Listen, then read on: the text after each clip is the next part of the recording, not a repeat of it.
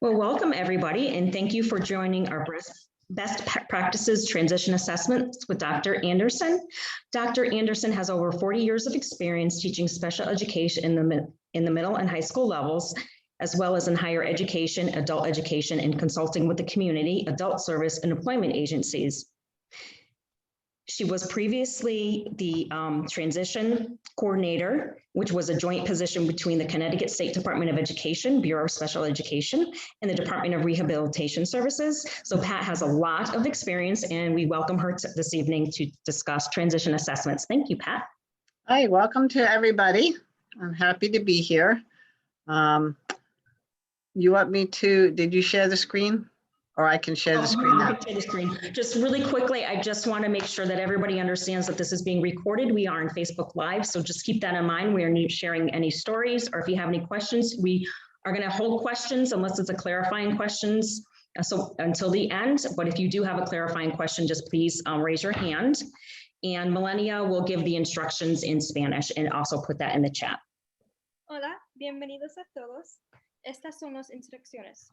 And do you want to just tell them that you put the revised PowerPoint? Yes, I'll put that into the chat. All right. So we sent out the original PowerPoint. I just tweaked it a little bit and added some new resources. So it will be in the chat room and also reposted, but for the most part, it will be pretty much the same. So tonight we're going to be talking about understanding transition assessment for students with disabilities. There's way more information here than I can cover in an hour, so I will skip through some slides very quickly, but you'll have it to refer back to. So when we're talking about transition assessment, we have to set the framework under IDEA, which covers secondary transition, which covers students ages 15 to 22. Secondary transition is a coordinated set of activities. It's results-oriented process. It includes both academic and functional achievement, which means what a student can do, and it facilitates their movement from school to post-school activities. The three primary areas are post-secondary education and training, employment, and independent living. But as you will see, it encompasses much more than those three areas. So it starts not later than the first IEP to be in effect when a child turns 16, or in Connecticut, it's 14 for students who are on the autism spectrum. It has to be updated annually thereafter. So if you're looking at transition goals and objectives that look the same year after year after year, it's not being updated annually. There also must be evidence that the student is invited to the PPT meeting, which we strongly encourage. That's part of being an adult, is attending meetings, and that evidence is available that you invited an outside agency or representative to attend, or at least you considered that. So those are all the requirements of secondary transition. But this is the key part. Anything that's important tonight, I highlighted in green for you. So in the IEP, when we're talking about transition assessment, the measurable post-secondary goals, which frame what a child is aiming for after high school, must be based upon age-appropriate transition assessments. If you leave with nothing else, leave with this phrase, because most school districts don't do a good job with this piece of the IEP. They do assessments and they write goals, but they're not usually based on the assessments that they do. So we're going to be trying to connect those dots a little bit tonight. They have to include annual goals related to the two areas, post-secondary education or training and employment, and if appropriate, independent living skills. And they have to also include transition services and a course of study to help the student reach those bigger post-secondary goals. Oops. So I want you to take a look at this research summary slide. These are what I like to call the keys to success for transition. And they're based on research by Paula Kohler in secondary transition. And if you take a look at these skill areas or these keys, these are all things that can be worked on at home, can be worked on in school, and can be worked on when a child is preschool age or 22. So I want you to keep in mind that although legally transition assessment and transition goals and objectives don't have to be in an IEP until a student turns 16 or 14 if they're on the autism spectrum, it can happen earlier if the PPT decides that. But more importantly, transition is something you should be thinking about at a very early age for all students, especially students who have disabilities. So that's the other piece that I'm going to talk about today. And you see the word I've highlighted here tonight is independence. If a child cannot be independent, they will not be able to go off to school by themselves, go to work by themselves, get around in the community by themselves. So the most important assessment area for any children is independence in any skill area. So let's define transition assessment. It's an ongoing process. There's another key phrase for you. It doesn't happen once or twice or once a year. Of collecting data on an individual's strengths, needs, preferences, and interests. And some districts think it's just preferences and interests, but it's not. As they relate to future working demands, education, living, personal, and social environments. So you see already we're expanding assessment beyond just post-secondary education, training, and employment, and independent living.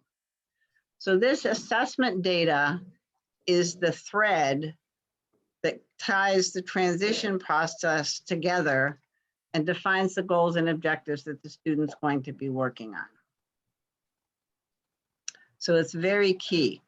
So before we go on to some of the transition areas, I want to share a brief scenario with you that I hope will tie some of these things together that I've been highlighting in green.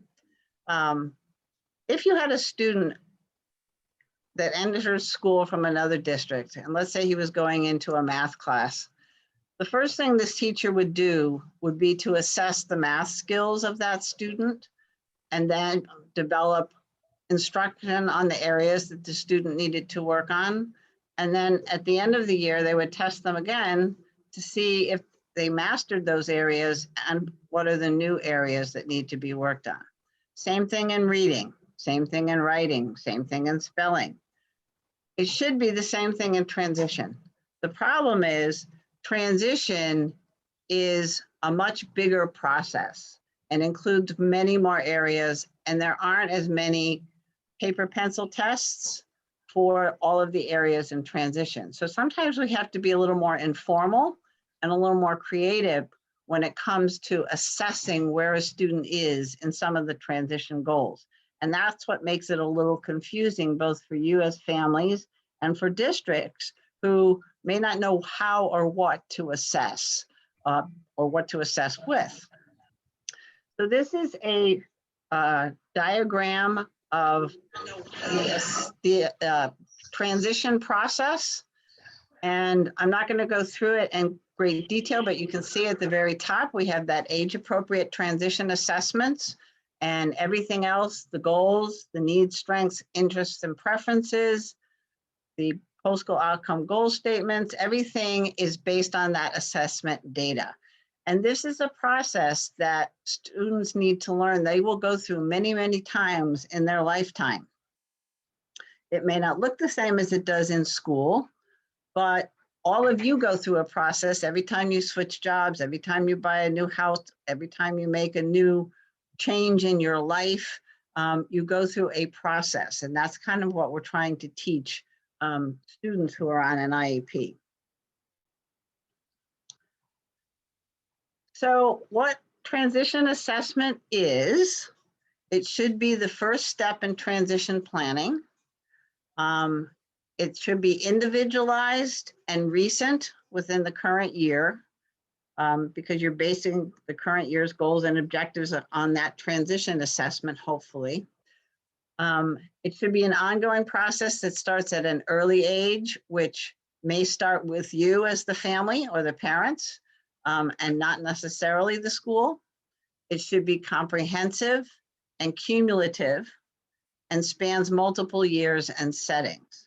But what you're going to see in the IEP may just be that current assessment and the current data. So one of the things you can check with the school is if they keep track of all the transition assessments that they've done with a student over time, and it's often in a different place. It might be on a portfolio, it might be on a separate plan, it might just be in a file somewhere. So it should be based on the student's strengths, preference, interest, and transition needs, which is what's in IDEA, but that shouldn't be all that is assessed. It informs the development of what we call the post-school outcome goals. And I don't have time to go into what all of that is, but those are the big, what do you want to do after high school goals? I want to attend college, I want to work competitively, I want to live on my own. Those are the kinds of post-school outcome goals that we're talking about. The annual goals is what's written on pages 7 of your IEP, and then the objectives are there, and those are often the transition services, the actual activities that the student will go through to reach their annual goals and then their post-school outcomes. The other piece that's key with any kind of assessment is you need some type of assessment to identify what needs to be addressed and then develop the goals, but you also need a version of that assessment to determine if the student has met the goals that you've been working on for the year. So it also monitors progress, and it could be the same assessment tool. What transition assessment is not, it's not just done once a year. It's not only a paper pencil test. It's not the same assessment for every student. It should be individualized. And it shouldn't be just completed before the draft goals for the IEP are developed for transition information. It's not just a special education teacher's responsibility, and it shouldn't just address interests or preferences. So you can see we're painting a bigger and bigger and bigger picture. This is just one way of looking at some of the key areas in transition and some of the subsections here. And I'm not going to go through and read this, but you can see the vast number of areas that we could write a transition goal on any one of these areas, depending on what the PPT determines is a priority for the student. So I'm showing you this because one of the roles of the family is going to be to help collect some of this transition assessment data. So I'm going to share with you what we call a 5-question strategy, and I've added a 6th question. So what do we already know about the student in relation to transition or a particular area that you're going to create a goal in? It might be transportation. It might be making lunch. Okay, so whatever it is, what do we already know? What do we need to learn about the student? How are we going to gather that information? So how are we going to assess that information? Who's going to do it? And when will the information be gathered? And then my question I added is, and what are we going to do with that information? So that's kind of what I'm going to answer for the rest of the presentation. So I'm going to share with you now something called a transition assessment planning form that was developed by the Transition Coalition. It's something we can share with districts to use, but it's something the family could use. And the areas, the questions I covered are up at the top, except what are we going to do with this information? So you can just fill in what you already know about your child or the student you're working with in these areas. So this is current and future employment. We have education or training, and we have independent living areas on that page, and then on the next page. And you, of course, can add in other areas as you see fit. But this will give you an idea of what are you seeing at home? What are you seeing when your child goes out in the community or participates in other activities? You could have a coach fill this out if your child plays sports, for example, or participates in an art or music program. So this is just an informal way, although you can put in here formal assessments that have been done in the various places. This I borrowed from CERC. CERC has put together a brand new transition assessment module that's available for people to go through. And I picked this slide and one others because they're so colorful. But these are some of the key areas that we would be assessing for students in transition. From career and employment, you have communication, self-determination, health, community participation, relationships, recreation and leisure. And I suspect those of you who are already involved in transition are saying, nobody in my district is looking at recreation and leisure, and nobody is looking at communication and maybe community participation. So it's going to vary from student to student what you're going to assess. You don't have to assess all of these areas, but these are areas that are critical to transition. And then we have other areas like special interests and skills, physical mobility, sensory needs. Assistive technology is a huge one, and I'll get a little bit more into that. And certainly preferences and interests. But preferences and interests alone is not going to get a student a job. So the next couple of slides highlight briefly some of the categories of the types of things that could be used for transition assessment. But in reality, transition assessment could be almost anything.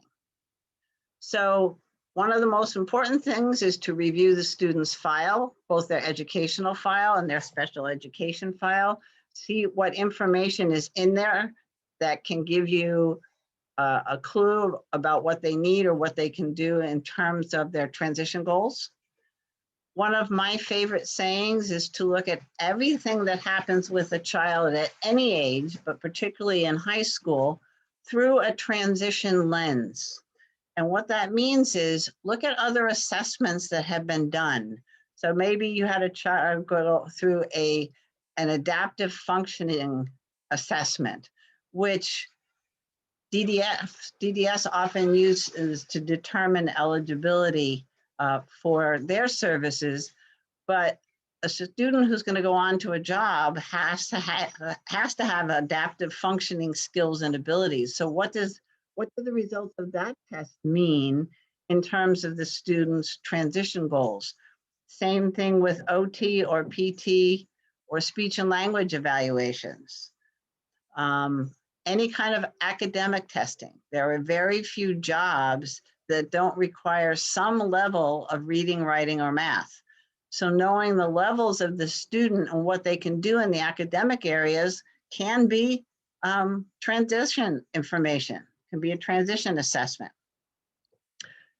That's where we get into what we call the academic and the functional performance.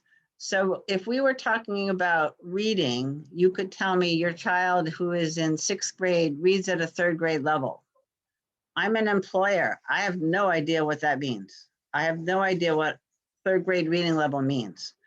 So the functional part of reading might be the student needs to read it and hear it at the same time, or the student needs to say it out loud in order to be able to understand it, or the student needs to take longer to read it than most people. That's the functional part of the academics that's more appropriate for transition goals and objectives. Student and family interviews are huge when you're talking about assessment. And in fact, when a student first starts with transition goals and objectives in an IEP, a student interview is usually one of the first assessments that we do, just talking to the student and see what they want to do after high school. And many of them will say, I don't know. which is you at least know where you have to start with them. And so you start with interest inventories and preferences and have them explore things, see what they like, see what they don't like, toss things out, explore things further. So that's part of the whole transition process. The piece we often forget is interviewing family and other people that are associated with the student, because they may see things that the student doesn't see. And so that can be very helpful information as well. Interest inventories, the school counselors often do interest inventories when they work with all students. There are many interest inventories that are done, but that is not the only transition assessment. And once you have an interest inventory, if you don't use the results, what's the sense in doing another one? So there are some students that they do an interest inventory every year. And if their interests aren't going to change, there's no sense in doing another one. So usually in most interest inventories, you will come up with 2 or 3 different areas that the student can explore. You may have to do it a second time, maybe a year or 2 down the road, if everything the student identified in the first interest inventory doesn't pan out, but it shouldn't be an annual test.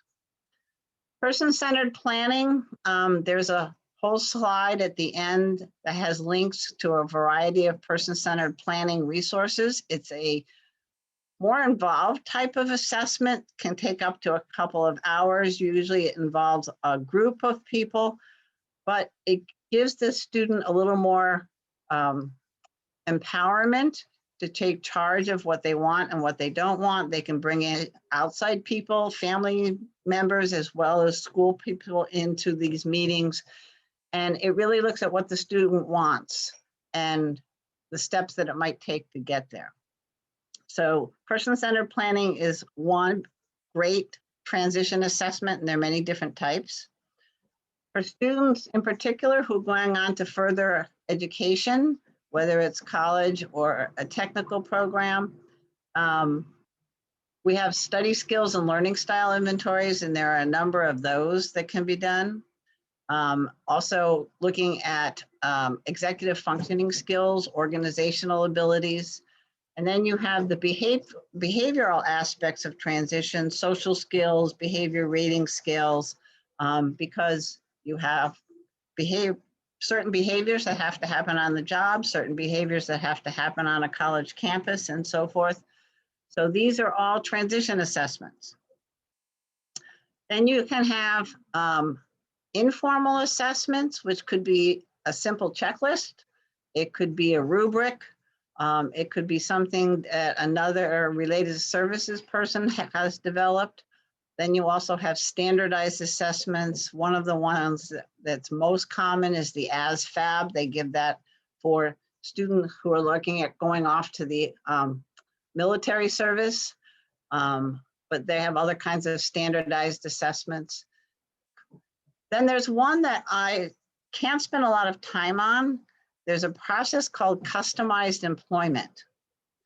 And this is a more hands-on assessment method of taking students who have more significant disabilities, but who could work in a competitive environment.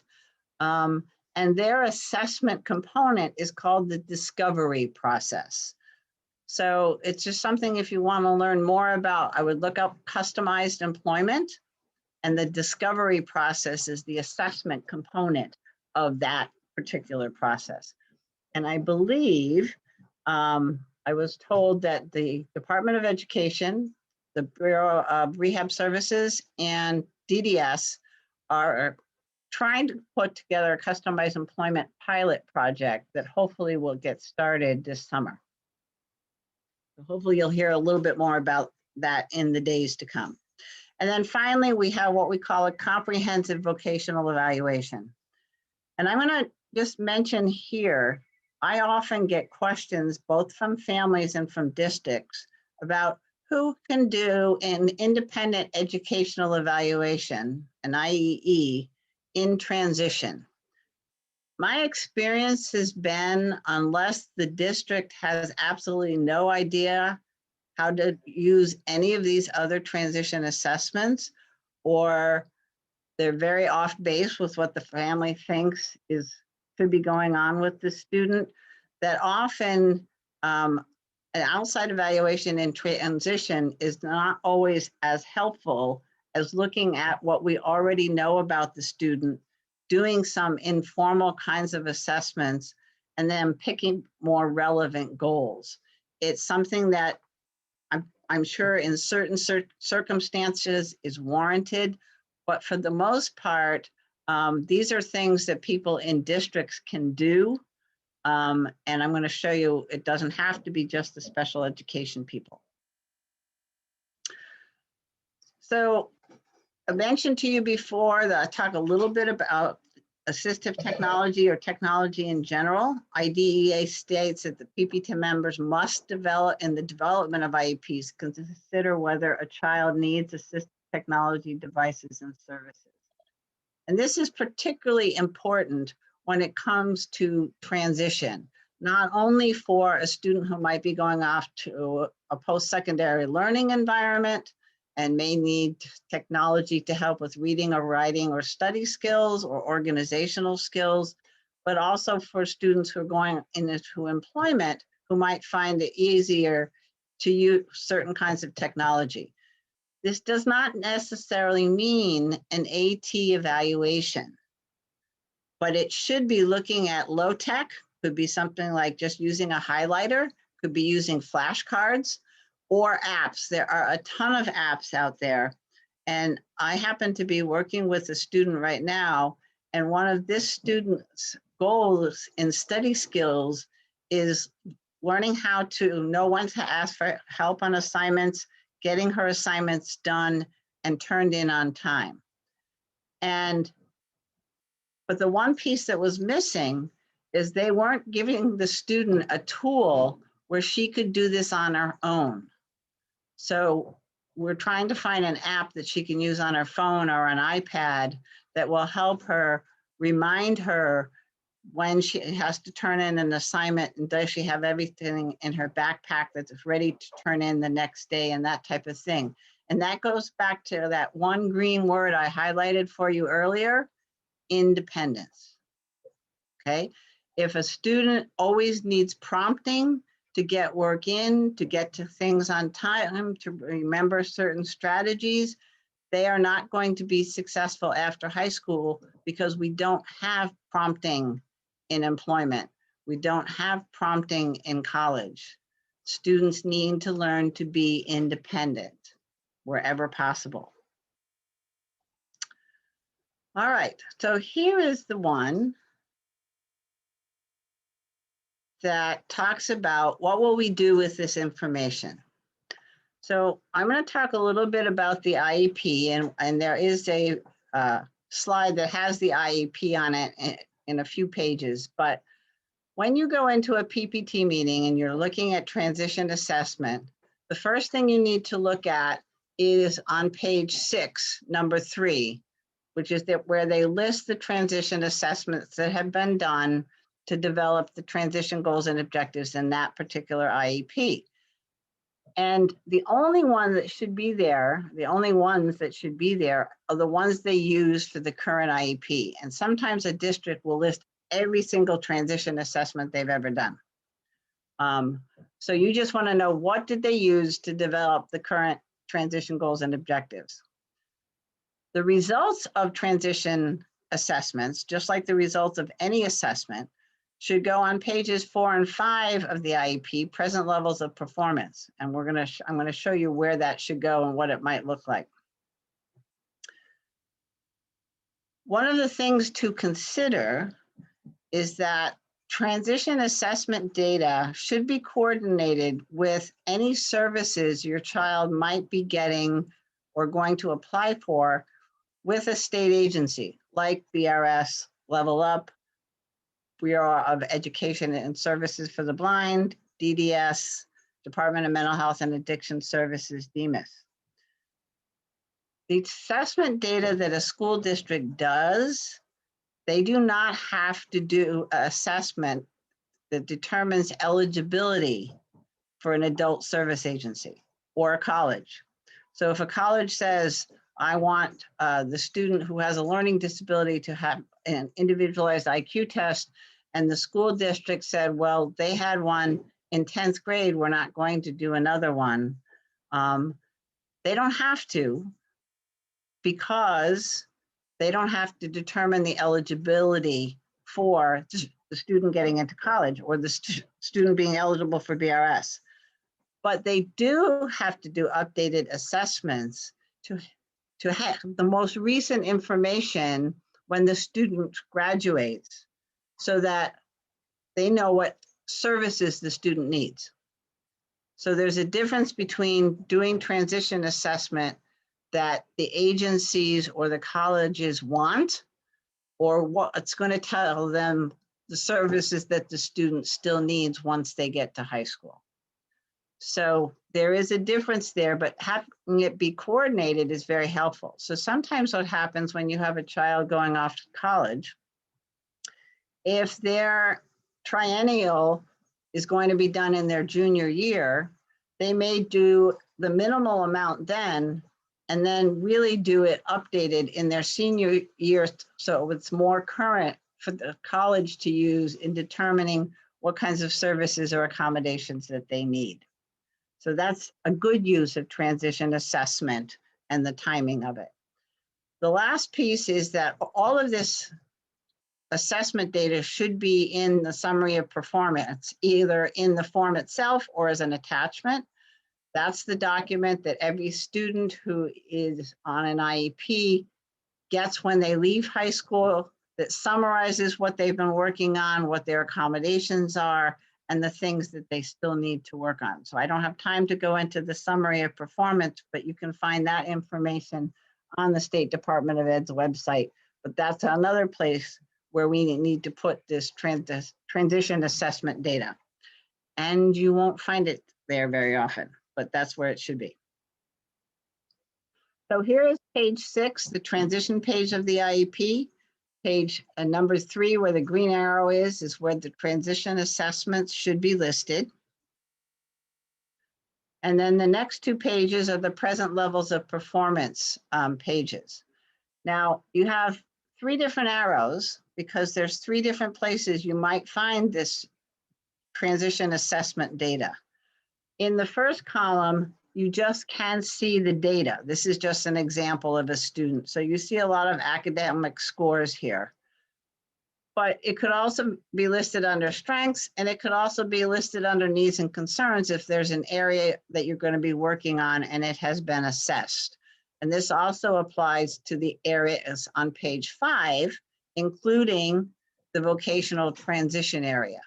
So the first column is just what is. It's the present levels of the student's performance, either academic or functional performance, or in this case, transition areas. Or it could be listed as a strength or a concern and need. But if it's in the concern and need column, then we need to have an annual goal in that area. So there's 3 places that you might find the information here. But if you don't see any of that information, you can ask for the results of the assessment and that it be placed in the present levels of performance, because this is the information that you use to develop goals and objectives. So I'm going pretty fast here. This is good. So one of the things I want to do is highlight some of the techniques or questions that you as families and parents can ask about in your team.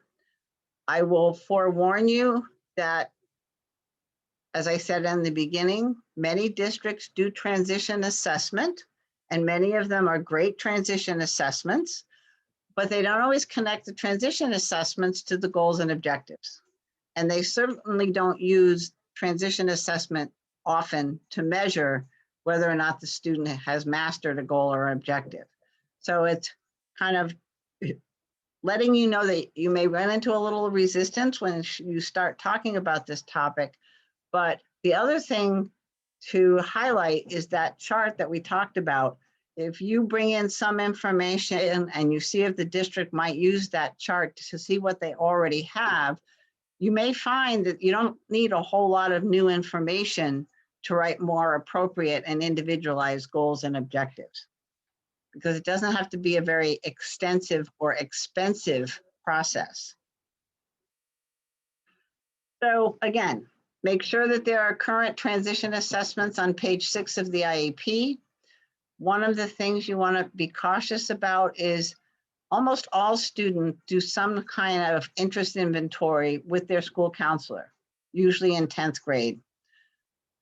That should not be the only assessment that is on the transition page, because it's a very superficial type of assessment and nobody usually even looks at the results. So it should be something that's a little bit more in depth.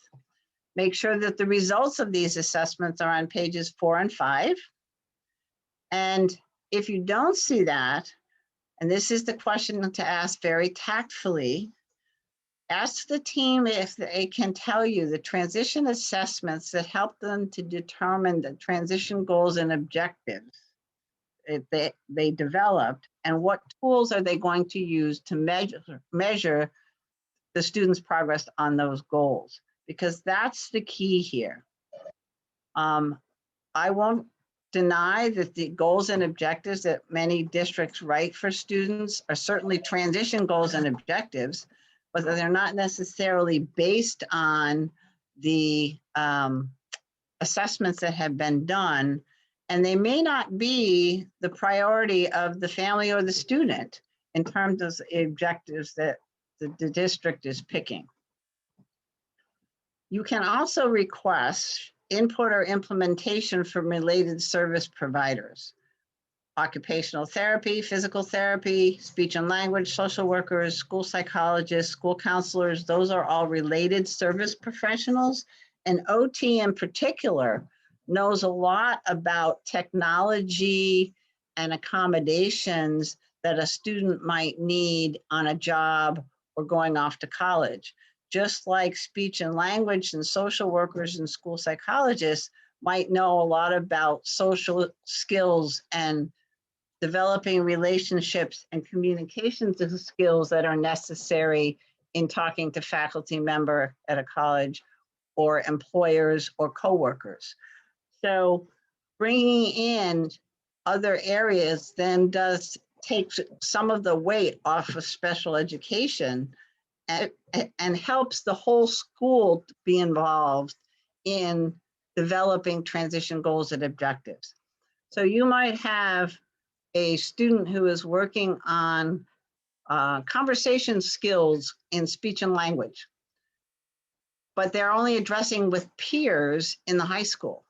And you can add in one objective to talk about communication skills with adult superiors, adult managers. And that will be a transition goal and be very useful, not only in high school, but when the student goes off to college or into an employment setting. So by adding in one transition objective to another transition area that a related service provider is working on is another way to tie everything the student's working on into that transition lens that we talked about earlier. You might share that transition assessment planning form that I shared with you. That might be something that you filled out as a family, keeping track of information as you see things, think, oh, that's a skill they could use when they go off to work, or that's a skill they could use when they need to ask for directions or for assistance. And share it with them, but also show them that this is a tool that they can use. Request the use of informal assessment tools to help refine goals or objectives. So very often we find that districts stick to the two areas that are required in the law: post-secondary education and training and employment, and they skip independent living. But my guess would be, if you were to ask the special ed teachers, do they work on any independent living skills? The answer would be yes, they do. Because independent living skills is not just cooking, cleaning, doing your laundry, and going grocery shopping. It could also be understanding your healthcare, transportation, being able to get up for work on time, crossing the street, accepting responsibility for feedback from your employer. All of those are independent living skills. And so it does help sometimes to have those areas explored and actually have a separate goal for the independent living skills. And when I get to the end, there's some resources that I'm going to show you that have some, they might be a little bit older, but a lot of them are informal checklists that you can do at home and see what your son or daughter knows how to do already. And assessments aren't to just identify what a student can't do. They're also important to identify what a student can do, because that builds their self-confidence. If you have a checklist and everything is checked, no, you can't do it, I mean, that's very overwhelming and things like, I can't possibly learn all of these things. But when you check off the things that they do know, and maybe there's more that they know than that they don't know, then that can be very empowering for a student who can have the self-confidence to see that they have some of the skills they're going to need to be successful after high school. So what they can do is probably as important, if not more important, than what they can't do. And you also want to make sure that your son or daughter are contributing to the areas of transition that they still want to learn, because it may not be on the school's agenda or the school's radar. So this is one of my favorite quotes that I want to end with. When asking what is the right time to begin transition planning, and in this case, starting with transition assessment, the answer should always be now, whatever age the child is. So I'm going to take a minute to just show you what resources are at the end of this PowerPoint, and we will even have a few minutes left for questions. So this is my favorite page. I strongly suggest each of these is linked, so you should be able to go right to the resource. I think there's only one that I posted that I couldn't find the link to. These are some checklists and some articles that I found really helpful, and they talk about things that you can do with all of your children at home. So I strongly encourage you to look at these. This is my favorite one, helping youth develop soft skills for job success. And it has a lot of great things that you can do that are fun. They're not just tasks that students have to learn. So I encourage you to look at these resources. And these are the person-centered planning resources that I talked about. I think in Connecticut, we pretty much use MAPS, maybe PATH, and one of the ones we're using a lot more is called Charting the Life Course. It's a person-centered planning approach that DDS brought in from another state, and it's very simple to use. The kids love it, and it's very helpful at helping them think about the future, which is very hard for kids to do, but certainly kids with disabilities to do. The next few slides are just some assessment resources. There are a variety of toolkits and listings from different states. There might be a couple of videos in here. These are certainly things that you can share with school districts, either as a slide, share it electronically, or the actual item. So there's a couple of these. And this is one that I just found today, which is why I updated the PowerPoint. This is an online assessment to see if a student's abilities in an internship demands are a good match. And it's something that Project Search uses. A little more involved, you have to register for it, but I think it's free. I don't think it's something that you have to pay for. But I'm finding out all kinds of information as I was researching for this presentation. This quick book is an older book, but it has a lot of informal checklists that you might find helpful to use at home if you want to look into a particular area with your child, or you want the school to look into it. So assessments don't have to be standardized tests. and they don't have to be big and long and involved. It can be a very simple checklist. So for example, you know that you want to work on cooking skills with your student, but you have to know which cooking skills to work on. So a checklist might be a very easy way to kind of get an idea of what they can do already and what you need to focus on. Oops, I'm not going to go there. Oops, I didn't mean to do that. I'm going to stop sharing, and then I'm going to go back because I clicked on a link and I didn't mean to do that. Sorry. All right, let me just go forward here. See where I was.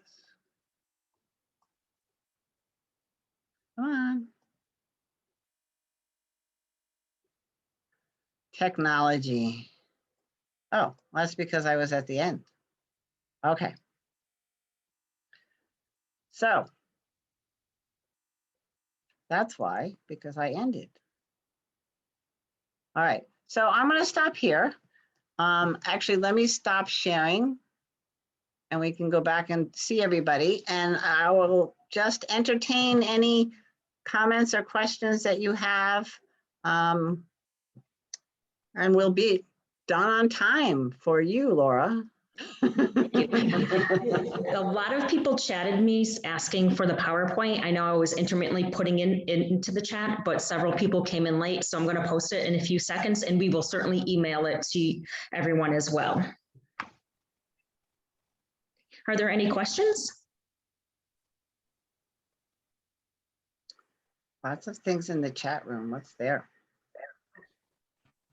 They're asking for the PowerPoint. Oh. I'm going to post it again, so hopefully everybody will get it this time. Christina. I have a question.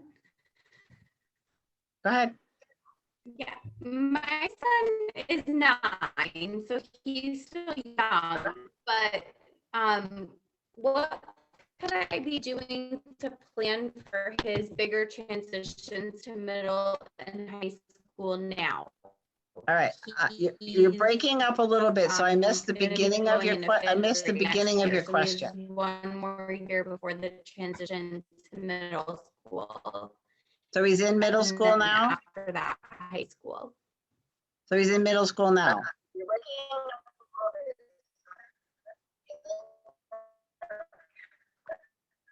Did anybody get that?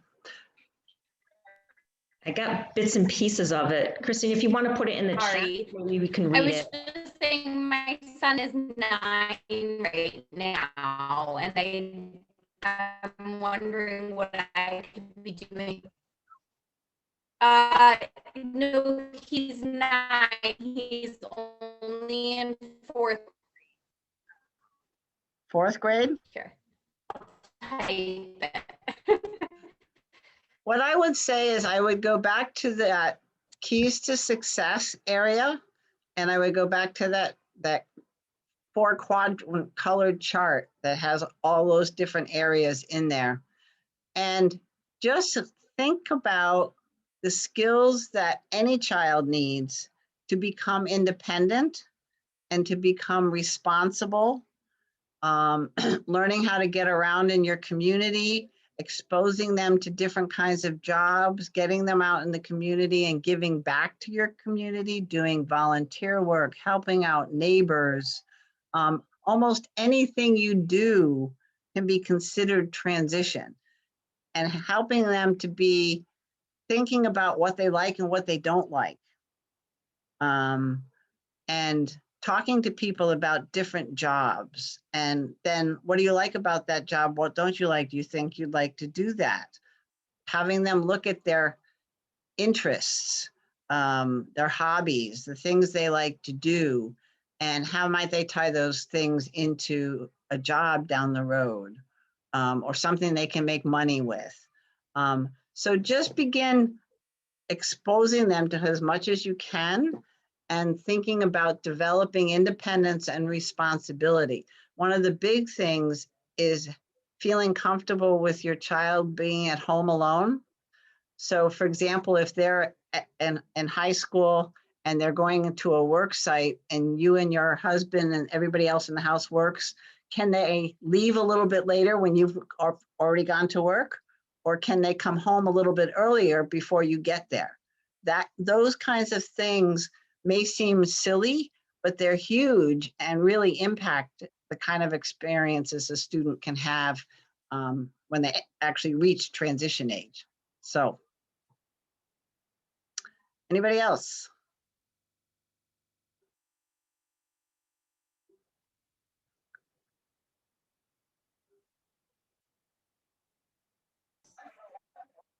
Hi, Patricia. I have an AT question. Hold on, we've got some competition. Oh, sorry.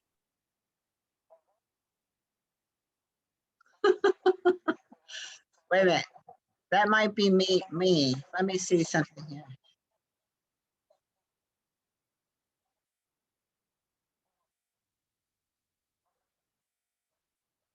Let me close this. I can't get out of here.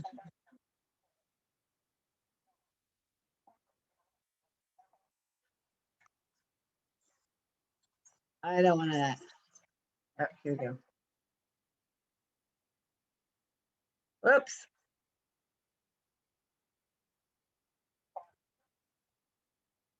Let me get rid of this. There we go. Sorry about that. Okay, somebody was starting to ask a question. Hi, Patricia. This is Sharuna. I'd like to ask an AT question. Can you hear me?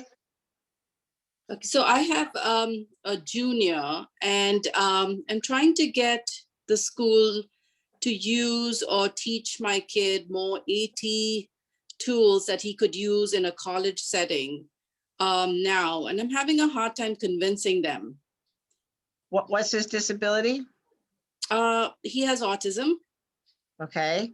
And do you know what kind of tools you're looking at? Does he have trouble with reading, writing, organizing, all of the above? No, more organizing, long-term planning of assignments, taking notes, that kind of stuff. Well, what I would say is, as I'm finding, there are a number of apps out there that can be used on a cell phone or on an iPad or some kind of tablet. And I would start by saying if you could get a goal in his transition work around executive functioning, organizing, study skills, that type of thing. And then focusing on him becoming independent at doing that. And that would apply both to the high school setting and then eventually to a post-secondary setting like a college setting. But if he has the tools now, and it could be an occupational therapist that might have knowledge of some of those apps, I mean, it might be a special education teacher. So he wouldn't necessarily need an assistive technology evaluation. So you might want to focus more on what are the goals that you want him to be able to do, and then look at the technology that might make it easier for him to do that. Does that make sense? Yeah, it makes sense. It's just, you know, finding staff that know enough of technology that is used in colleges and kind of trying to bridge that gap is not happening. So, well, there are a number of places that have specialists. Some of the RESC, Regional Education Service Centers, have AT specialists. Some of the colleges have specialists. I know they do it at Southern, and Southern also has an autism center.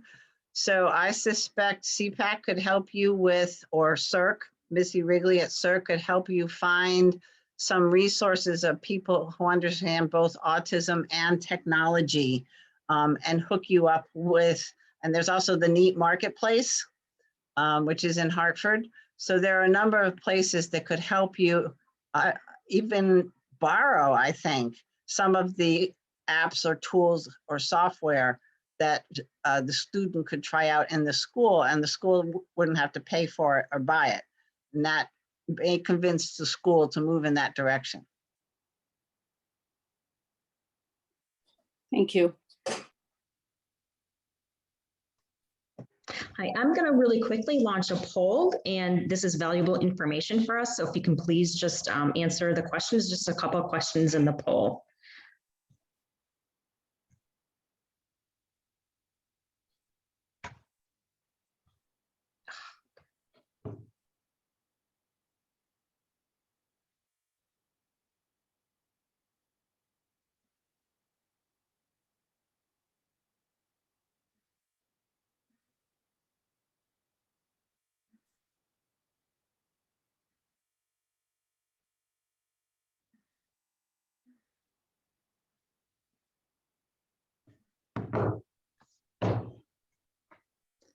Okay.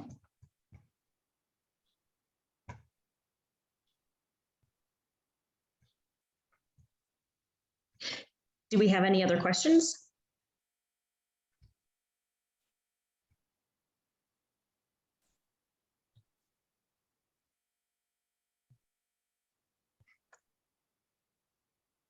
There is a question, what can be done if a child refuses to attend school?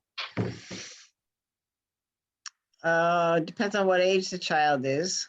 But certainly there are a number of resources in any school district where they're focusing on attendance. If you have a student who is over 18, having a PPT and finding other options for the student might be another answer. But it is a tricky issue, but there are a lot of people in most school districts that can help with answering those questions. But it should go through a PPT if the student's on an IEP.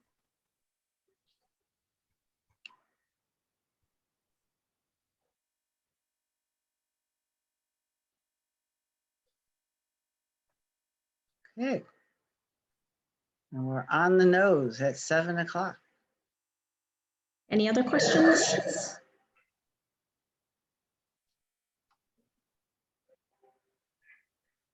Well, I will leave with one last thought. My email address is on the front of the presentation. So if you have any quick questions or thoughts, or you need help linking to a resource, feel free to email me. Thank you. Thank you, Pat. And I know there were several questions about the PowerPoint, so we will be emailing that out. And this is being recorded, so it will also be on our YouTube channel. Okie dokie. Any last questions? Right.